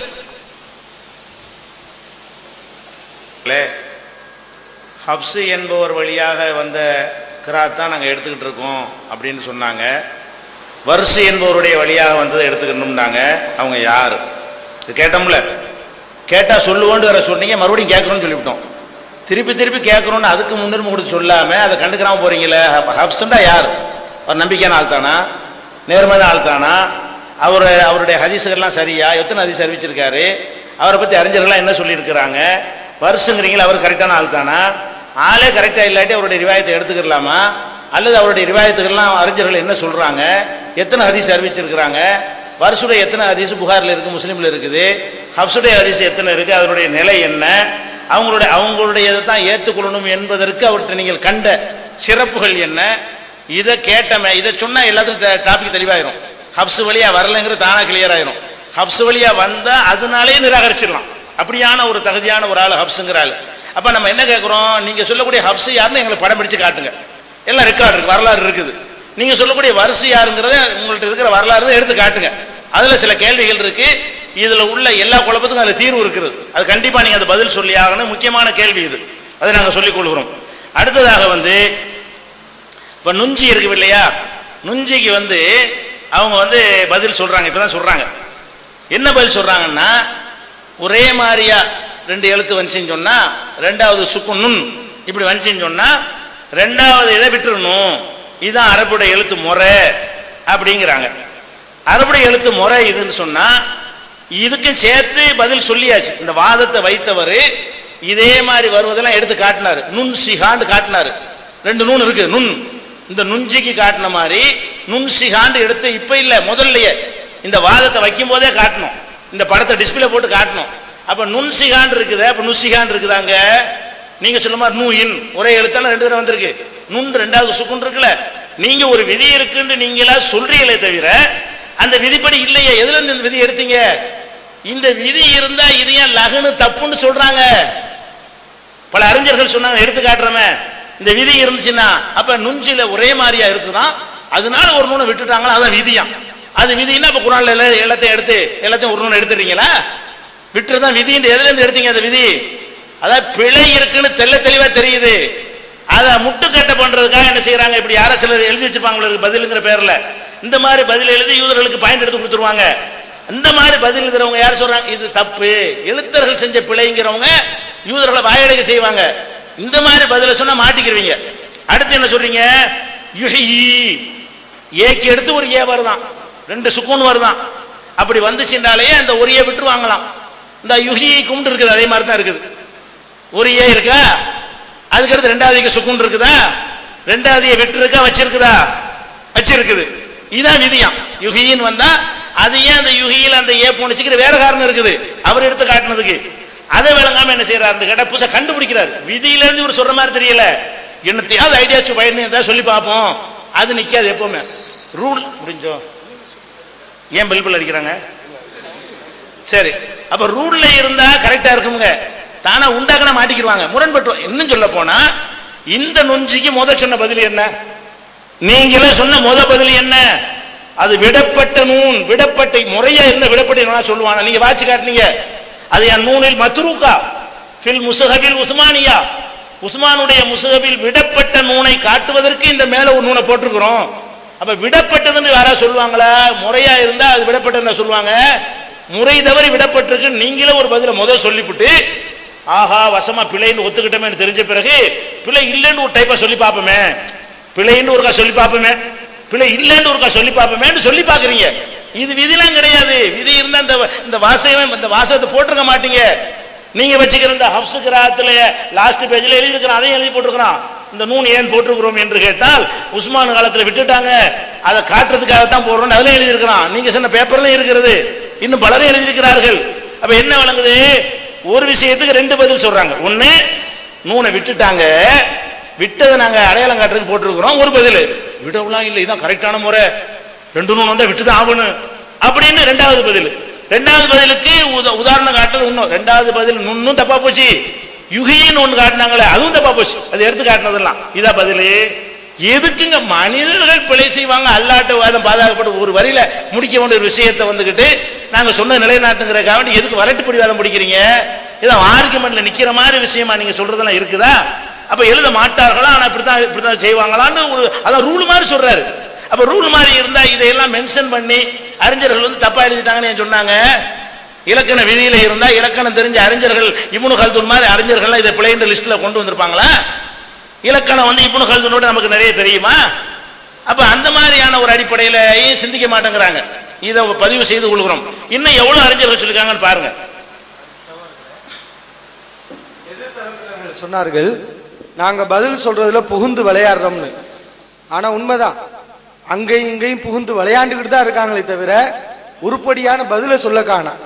என்னத்தை நீங்க பதிலுங்கிற பேர்ல சொன்னாலும் அது தவறா இருக்குது, அது தப்புங்கிறத நாங்க நிரூபிச்சுக்கிட்டு தான் இருக்கிறோம். இப்ப உஸ்புஹானிங்கிற ஒரு இமாம், அல்லாஹ் அருளிய திருமறை குர்ஆன்ல எந்த தப்பும் கிடையாது. அதை எழுதும் போது எழுத்தர்கள் சில தவறுகளை செய்திருக்கிறார்கள் என்பதுதான் நம்முடைய வாதம். இந்த இமாம் உஸ்புஹானி என்ற இமாம் ஹிஜ்ரி 502 மௌத்தா போறாங்க. இந்த அறிஞர் ஒரு நூலை தொகுக்கிறார், முஹாதராத்துல் அதிப்பாயி வ முஹாதராத்து ஷுஅராயி வல் புலகாயி, இலக்கியவான்களுடைய உரையாடல், கவிஞர்கள், கலை வல்லுநர்கள் அவர்களுடைய பேச்சு வழக்க முறைகள், இதுதான் புக்குடைய பேரு. அந்த புக்ல அவர் சொல்றாரு, தலைப்பு போடுறார், மாஃபில் குர்ஆனி மின் தகயீரில் கிதாபத்தி, குர்ஆனில் மாற்றி எழுதப்பட்டுள்ள எழுத்துக்கள், குர்ஆனில் மாற்றமாக எழுதப்பட்டுள்ள விஷயங்கள் அப்படின்னு தலைப்பு போட்டு அதுக்கு கீழே அந்த இமாம் சொல்றாரு, கானல் கௌமுல்லதீன கதபுல் முஸ்ஹஃப லம் யகூனு கத் ஹத்தகுல் கிதாபத, குர்ஆனை எழுதிய அந்த எழுத்தர்கள், அந்த சாரார் எழுத்து திறமை உள்ளவர்களாக இருக்கவில்லை. யாரு சொல்றா? இமாம் உஸ்புஹானி அவர்கள் அந்த நூல்ல சொல்றாங்க, குர்ஆனை எழுதிய எழுத்தர்கள் எழுத்து திறமை உள்ளவர்களாக இருக்கவில்லை. ஃபலிதாலிக உலியா தஹருஃபுன் அலா கைரி மா யஜிபு அன் தகுன அலைஹி, இந்த திறமை எழுத்து திறமை அவரிடத்துல இல்லாத காரணத்தினால் தான் எந்த எழுத்து எங்க இருக்கக்கூடாதோ அந்த இருக்கக்கூடாத இடங்கள்ல எழுத்துக்களை வச்சிருக்கிறாங்க அப்படின்னு அந்த இமாம் தெளிவாக குறிப்பிடுகிறார். இந்த இமாம் யாரோ வழிகேடரோ முஅத்தஸிலாவோ இவர் கிடையாது. இவரை பத்தி இமாம் சுயூத்தி அவர்கள் சர்டிபிகேட் கொடுக்கறாங்க. எப்படி கொடுக்கறாங்க? வஹுவ மின் ஐமத்தி சுன்னா வல் பலாகா, இவர் சுன்னத் ஜமாத் இமாமு. யாரு? உஸ்புஹானிங்கவர் சுன்னத் ஜமாத் இமாமு, இலக்கிய திறமை உள்ள இமாம் அப்படிங்கிறாரு. அவர் தொகுத்துள்ள அல்பால் குர்ஆன்ங்கிற நூலை தொகுத்திருக்கிறாரு. وعليها اعتماد الفقهاء والحكماء في احكامهم. தங்களுடைய சட்டங்கள்ல நீதிபதிகள் சட்ட வல்லுநர்கள் இந்த நூலை எல்லாம் ஆதாரமாக காட்டுவார்கள். இந்த நூலில் தான் கவிஞர்கள் இலக்கியவான்கள் எல்லாம் தங்களுடைய கவிதைகளுக்கு மேற்கோள் காட்டுவார்கள். அப்படிப்பட்ட திறமை உள்ள இலக்கிய திறமை உள்ள அந்த இமாம் குர்ஆனை எழுதிய எழுத்தர்கள் தவறுதான் செய்திருக்கிறார்கள் என்று தெள்ள தெளிவாக சொல்லி இருக்கிறார். அப்ப நீங்க சொல்லுங்க, உஸ்புகானி மிகப்பெரிய யூதன் அப்படின்னு சொல்லுங்க. சொல்லிட்டு இருக்கிறோம் அப்படின்னாச்சுன்னா, அல்லாஹ் இறக்கிய வேதத்துல எந்த குறைபாடுகளும் இல்லை, அது தூய்மையாத்தான் இருக்கிறது என்று சொல்றோம். குர்ஆனை எடுத்து எழுதிய எழுத்தர்கள் தான் சில பிழைகளை செய்திருக்கிறார்கள் என்பதையும் நாம ஆதாரத்தோடு சொல்றோம். அப்படி சொன்ன அவங்களுடைய வாதம் என்ன? குர்ஆன்ல எழுத்து பிழை இருக்குது நீங்க சொன்னீங்கன்னா அது யூத நசாராக்கள் அப்படிங்கிற மாதிரி அவங்க சொல்லிட்டு இருக்கிறாங்க. ஆனா சின்ன சின்ன பிழைகள் இருக்கிறதுக்கே இப்படி குதிக்கக்கூடியவர்கள் குர்ஆனை அவமரியாதை செய்யறாங்களா இல்லையா?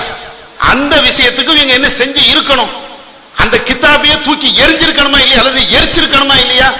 ரத்துல் முக்தார்ல வருது, லவ் ரஅஃப ஃபகதஃபல் ஃபாத்திஹத, ஒரு ஆளுக்கு மூக்குல இருந்து ரத்தம் அவர் அந்த ரத்தத்தை போக்குறதுக்காக வேண்டி சூரத்துல் ஃபாத்திஹாவை தன்னுடைய நெத்திலையும் மூக்கிலையும் ரத்தத்தினால எழுதினால் ஷிஃபா கிடைக்கும் என்பதற்காக எழுதினால் அது கூடும். அதே மாதிரி சொல்லிட்டு இப்படி சொல்லிட்டு அடிச்சு சொல்றாங்க, ஒபில் பௌலி ஐவன், சிறுநீரனால மூத்திரத்தினால குர்ஆனை அது ஃபாத்திஹா சூராவை எழுதி நெத்தில எழுதினாச்சுன்னா இதுவும் கூடும். ஏங்க நான் கேட்கிறேன், சின்ன சின்ன எழுத்துப்பிழை இருக்கிறதுக்கு யூதர் கிறிஸ்தவருடைய கைகூலி என்று சொல்லக்கூடிய நீங்க உங்களுடைய மதஹப் நூல்ல ஃபாத்திஹா சூராவை மூத்திரத்தால எழுதணும்னு சொன்னா நீங்க என்ன செய்யணும்? உண்மையிலே உங்கள்கிட்ட ஈமான் இருந்தா என்ன செஞ்சு இருக்கணும்?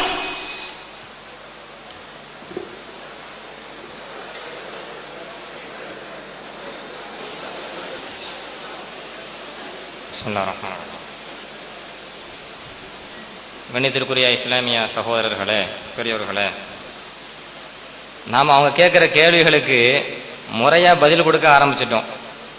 காலையில இருந்தே கொடுத்துக்கிட்டு தான் இருக்கிறோம்.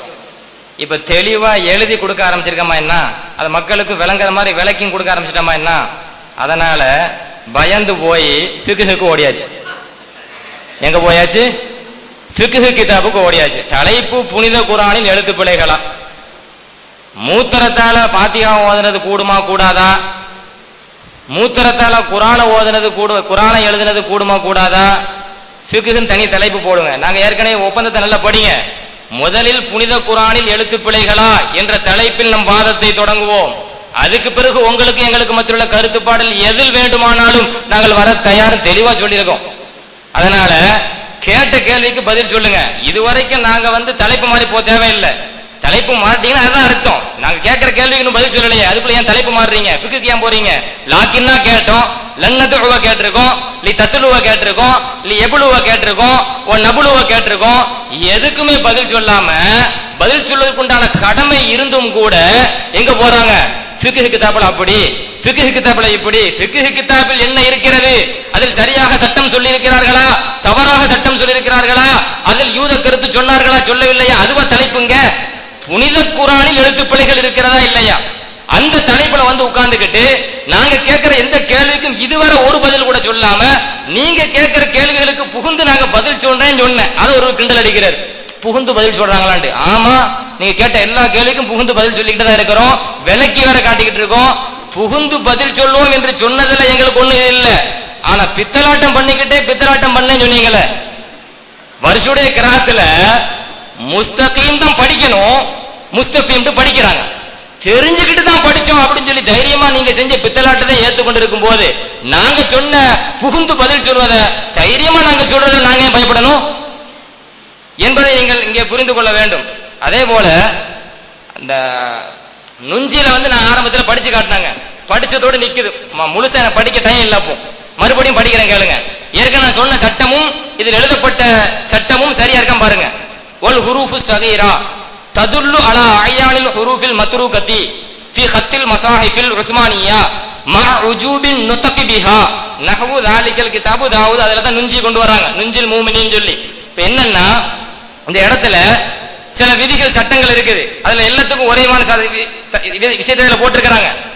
இப்போ நுஞ்சீன் இருக்குது இல்ல, 2 எழுத்து ஒரே மாதிரி வந்து அதனுடைய அருகில சுக்குன் பெற்ற எழுத்து இருந்தால் அதுல 2வது எழுத்தை விட்டு படிப்பார்கள், 2வது எழுத்தை விட்டு எழுதுவார்கள். நாம் அதை படிக்கின்ற பொழுது சேர்த்து படிக்கணும். அப்ப விடப்பட்ட எழுத்தின் மீது இப்ப என்ன செஞ்சிருக்கிறாங்க, மேல ஒரு நூனை போட்டிருக்கிறாங்க. அது எதுக்கு போட்டிருக்காங்க அப்படின்னு சொன்னா நம்ம சரியா படிக்கணும். சட்டம் என்ன, அந்த நூனை விட்டு எழுதுறது. அதான் அல் ஹுரூஃப் அயானில் ஹுரூஃபில் மத்ரூகா, விடப்பட்ட எழுத்தின் மேலே சட்டம் அதுதான். 2 எழுத்து ஒரே மாதிரி இருந்து அதை அடுத்து உள்ள எழுத்திலே சுக்குன் பெற்ற எழுத்து இருந்தால் அதை விடணும். எனவேதான் அந்த விடப்பட்ட எழுத்தை ஆனா உச்சரிக்கும் போது எப்படி உச்சரிக்கணும், விடப்பட்ட எழுத்தை சேர்த்து தான் உச்சரிக்கணும், நுஞ்சின்னு உச்சரிக்கணும். அந்த நுஞ்சி என்று உச்சரிக்க வேண்டும் என்பதை இங்க சொல்லியிருக்கிறாங்க. இப்ப இன்னொரு விஷயம் என்னன்னா, நான் நுஞ்சில தெளிவா ஒரு விஷயத்தையும் சொன்னேன், இதுல இன்னும் சில காரணங்கள் இருக்குதுன்னு சொன்னேன். நுஞ்சில வந்து இப்ப வந்து ஏற்கனவே நம்ம சொல்லி இருக்கிறோம், இந்த குர்ஆனுடைய ஆரம்பத்துல இது வந்து அரபு பிரிண்டு, அரபுல வந்து இந்த ஏன் மேல சாது போட்டோம், ஏன் சீனு போட்டோம் என்ற விளக்கத்தை என்ன செய்யறாங்க, போடுறாங்க. சின்ன நூன் போட்டிருக்காங்களா நுஞ்சிக்கு மேல, அதை பத்தி நம்ம பேசிக்கிட்டு இருக்கோம். ஏன் அந்த மாதிரி எழுத்துனா போட்டிருக்கோம் என்றதை சொல்லும் போது குத்திப ஹாதல் முஸ்ஹஃபு, இந்த முஸ்ஹஃபு தான் இப்ப நம்ம கையில் வச்சிருக்கோமா, அதுதான் குத்திப ஹாதல் முஸ்ஹஃபு. இந்த முஸ்ஹஃபை, இந்த ஏடை குர்ஆனை எழுதப்பட்டிருக்கிறது. வலுபித அலாமா யுவாஃபிகு ரிவாயத்த ஹஃப்ஸ் இப்னு சுலைமான், ஹஃப்ஸரோட கிரந்தத்தை நம்ம ஓதிக்கிட்டு இருக்கோம், அதை இப்ப நம்ம தெளிவுபடுத்திட்டு இருக்கோம், பேசிக்கிட்டு இருக்கோம். ஹஃப்ஸ் ரலியல்லாஹு அன்ஹுடைய ரிவாயத்திற்கு ஏற்ப அடையாளமிடப்பட்டு வடிவம் அமைக்கப்பட்டு, நம்ம ஜபர் சேர் பேசி போடுறோமா, இடையில ஒரு சின்ன நூனு, மேல சாது, அதே போல சின்ன ரவுண்ட்லாம் போடுவாங்க. இதெல்லாம் எதுக்கு அப்படின்னு சொன்னா ஹஃப்ஸ் ரலியல்லாஹுடைய ரிவாயத்திற்கு ஏற்ப வடிவம் அமைக்கப்பட்டு, வடிவம் அமைக்கிறது, வடிவம் அமைக்கப்பட்டு இந்த முஸ்ஹஃப் எழுதப்பட்டிருக்கிறது. யார் இதை போடுறாங்க, சவுதி அரசாங்கத்திலிருந்து தான் இந்த குர்ஆன் ஷரீஃபு அச்சிடப்பட்டு வெளியிடப்படுது. அந்த சவுதி அரசாங்கத்திலேயே இந்த அடையாளங்கள் போட்டதற்குண்டான காரணத்தை சொல்கின்ற பொழுது ஹஃப்ஸுடைய ரிவாயத்திற்கு ஏற்ப என்ன செய்யப்படுகிறது, வடிவம் அமைக்கப்படுகிறது. இப்ப நுஞ்சின் இருக்கு, விடப்பட்டு இருக்கு, அதுக்கு மேல ஒரு நூன் போடுறாங்க, அந்த நூன் போட்டு நம்ம வாசிக்கணும்னு சொல்றோம். ஹஃப்ஸுடைய ரிவாயத்துல நுஞ்சின்னு வாசிக்கணும். ஏன்னா ஹஃப்ஸுடைய ரிவாயத்திற்கு ஏற்பத்தான் இது என்ன செய்யப்பட்டிருக்கிறது, எழுதப்பட்டிருக்கிற காரணத்தினால் அதையும் சுட்டி காட்டுவதற்காகத்தான் ஏற்கனவே சொன்னேன். பல காரணம் இருக்குது, இன்ஷால்லா பிறகு சொல்லுவேன்னு சொன்னேன், அதையும் சேர்த்து இப்ப சொல்றேன். அது போல இன்னொரு விஷயம் இருக்குதுங்க, நம்ம யுஹியில விளக்கம் சொன்னோம். யுஹி என்பதுல முதல்ல யா வருது, 2வது யா வருது, 2வது எழுத்து சுக்கூன் இருக்குது, சுக்கூன் பெற்ற எழுத்து. அதை நம்ம என்ன செய்யணும், பழைய காலத்து எழுத்து முறை விட்டுருவாங்க, விட்டுட்டு ஒரு யாவை தான் போடுவாங்க. அதை யுஹின்னு நீட்டி படிக்கணும் என்பதற்கு அடையாளமாக, அதை படிக்க வேண்டும் என்பதற்கு அடையாளமாக ஒரு யாவை எழுதுறாங்க, சின்ன யாவோ அல்லது கடா சேரோ, ஏதோ நம்ம அந்த கரெக்டா உச்சரிக்கும் விதத்தை காட்டுவதற்காக வேண்டி ஒரு சின்ன யாவோ அல்லது ஒரு கடா சேரோ போட்டிருப்பாங்க என்று நம்ம சொல்லி இருக்கிறோம். இதுக்கு வந்து குர்ஆன்ல எங்கெல்லாம் யுஹி என்று வருகிறதோ எல்லா இடத்துலயும் இப்படிதான் இருக்குன்னு சொன்னோம், எல்லா இடத்துலயும் இப்படிதான் இருக்குன்னு சொன்னோம். இப்ப குர்ஆன்ல யுஹி என்று இப்படி வந்த எல்லா இடத்தையும் நீங்க பாருங்க, நீங்க காட்டுனது யுஹிக்கும், நீங்க காட்டுனது யுஹிக்கும். இப்ப நான் கேட்கிறேன், குர்ஆனில் எங்கெல்லாம் யுஹி என்று வருகிறதோ அந்த எல்லா இடத்திலும் எப்படி இருக்கும் பாருங்க, அதை பாருங்க. இப்ப நீங்க பார்த்துட்டு அதுக்கு இப்படி இருக்குன்னு போட்டு காட்டுங்க. யுஹிக்கும் என்று வருகிற இடத்தை மட்டும் வச்சுக்கிட்டு நான் எதை சொல்லி விளக்கியிருக்கேன், யுஹியை தான் விளக்கியிருக்கேன். நான் போட்டு விளக்குறது எதைத்தான், யுஹியை தான் விளக்கியிருக்கேன். விளக்கி குர்ஆன் எடுத்து பாருங்கன்னு சொல்றாங்க. அதை பார்த்தா மாட்டிக்குவோம், அதை பார்த்தா மாட்டிக்குவோம். ரூல் பிரகாரம் போய்கிட்டே இருக்குது. என்ன பண்றது, இது எதையாச்சும் வித்தியாசமா நம்ம மக்களுக்கு கொடுக்கணும் அப்படின்னு சொல்லி யுஹிக்கும் என்பதை கொண்டு வந்து நிறுத்தி இருக்கிறாங்க. நிறுத்தி பாத்தீங்களா, சட்டத்துக்கு முரண்படுதா என்று நம்மளுடைய எண்ணங்களை டைவர்ட் பண்றாங்களே தவிர, நான் அந்த முஸ்ஹஃபே உஸ்மான்ல எழுத்தர்கள் சஹாபாக்கள் சரியான ரூல் பிரகாரம் தான் எழுதியிருக்கிறார்கள் என்பதை நாம் அடிக்கடி நிரூபித்துக் கொண்டிருக்கிறோம். அதே போல நாம் கேட்ட கேள்விகளுக்கு சரியான பதில ஒரு பதில் கூட, ஒரு வார்த்தைக்கு கூட இன்னும் தரல. அதை நான் நினைவூட்டி கொண்டே இருக்கிறேன். லாக்கின்னல இருந்து பல விஷயங்கள் இருக்கிறது, அதை மறுபடியும் சொல்றேன். அதுக்கு வாங்க, உங்களுக்கு தெரியலன்னு சொன்னா கண்டிப்பா நாங்க என்ன செய்யறோம், விளக்குறோம். சஹாபாக்கள் அநியமா என்ன செய்யாதீங்க, பழி போடாதீங்க. வருஷுடைய மேட்டர்ல மாட்டின மாதிரி மாட்டிடுவோம் என்று பயப்படாதீங்க.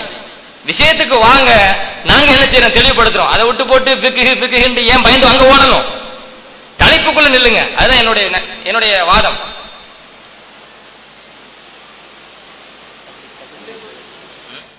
அன்புக்குரியவர்களே, விவாதம் குர்ஆனில் எழுத்து பிழைகள் உண்டுங்கிறது அவங்களுடைய நிலைப்பாடு, இல்லைங்கிறது நம்ம நிலைப்பாடு. அப்படின்னு சொன்னா இப்பொழுது இருக்கிற, அதாவது முசாஃபே உஸ்மானில் இருக்குதுல, எழுதப்பட்டிருக்குதுல, அதுக்கு குர்ஆன் என்று சொல்லலாமா சொல்லக்கூடாதா அப்படிங்கிற மெயினான கேள்வி வச்சிருக்கிறோம். குர்ஆன் சொல்லலாமா, குர்ஆன் என்று சொல்லக்கூடாது. அதுக்கு நீங்க பதில் தருங்கன்னு சொல்லுங்க. அதுக்கு இது வரைக்கும் பதில் இல்லை. என்ன தயக்கம்? குர்ஆனுங்க இல்லைன்னா இல்லைன்னு சொல்லுங்க. ஏன் தயங்கிட்டு இருக்கிறீங்க? இது நம்முடைய விவாதம் சம்பந்தப்பட்ட கேள்வி அல்லவா? இதுக்கு உடனே பதில் சொல்லியிருக்கணுமே, இது ஒன்றும் சொல்லலை. அதே போல ஹப்ஸு யாரு, வருஷம் யாரு கேட்டாங்க, அவருடைய அறிவிப்பாளர் வரிசை என்ன, எல்லாம் எல்லாம் எங்கிட்ட இருக்குது. அடுத்த அமர்வுல நம்ம எல்லாம் சனதோட கொடுத்துருவோம். ஏன்னா அந்த சனதுக்கு இப்ப இவ சொல்றா இல்ல, வாப்பா மகன் வாப்பாமான்னு யாருன்னே தெரியாது. ஒரு ஹதீஸ்ல எனக்கு சேர்ந்து எப்படி அவருடைய வாப்பா, அவருடைய நண்பர், அவருடைய மாணவர், அவருடைய ஆசிரியர் இப்படி சொன்னாங்க, நீ ஏற்றுக்கொள்வீங்களா? இன்னாருன்னு சொல்லணும். அதனால இவங்களுக்கு வந்ததுக்கு எந்த ஆதாரம் இல்லை. ஆனா ஹப்ஸு யார் மூலம் அறிவிக்கிறாரு, சஹாபி வரைக்கும் போற சனதெல்லாம் இருக்குது. இவங்களுக்கு தெரியல நினைக்கிறேன். நம்ம இன்ஷா அல்லாஹ் எத்தனை காரிகள் இருக்காங்க அவ்வளவு பேருடைய சனது இருக்கு, நம்ம கொடுக்க தயாரா இருக்கிறோம். அடுத்ததாக இத நுஞ்சியில தப்பாதான் எழுதப்பட்டிருக்கிற அறிஞர்கள் சொல்கிறார்கள். எந்த அறிஞர் சொன்னாங்க? நீங்க காமிங்க. நீங்க சொன்னீங்க நுன்சிஹாவுல அங்க எழுத்து 2 நூல் தானே இருக்குது, இங்க தானே ஒரு நூல் இல்ல சில இருக்கு, தப்புன்னு சொல்றாங்க அறிஞர் சொல்றாங்க. எந்த அறிஞர்கள் அந்த நுஞ்சியில ஒரு நூலை எழுதப்படாம விடப்பட்டது தவறு அப்படி சொன்னாங்கிறத நீங்க எங்களுக்கு சொல்லி ஆகணுங்க. அதே போல பாருங்க, இந்த பாக்கில்லானி சொன்னது விஷயம் சொன்னாங்க. பாக்கில்லானி எல்லாம் சொன்னாரு, அதெல்லாம் சொல்லி காமிச்சாமே. அவரெல்லாம் என்ன யூதான்னு கேட்டாங்க. மூல நூல்னு கேட்டாங்க. அவங்க மூல நூலை ஒரு ஜெராக்ஸ் காப்பி எடுத்து காமிச்சாங்க. இன்டிசார் ஒண்ணு அவங்களோட கிதாபாக இருந்தா அவங்க கிதாபை நம்மகிட்ட காமிக்கணும், அதான் முறை. இல்லைன்னு சொன்னா அந்த இல்லைங்க எங்கள்கிட்ட ஷாமிகளா கூட.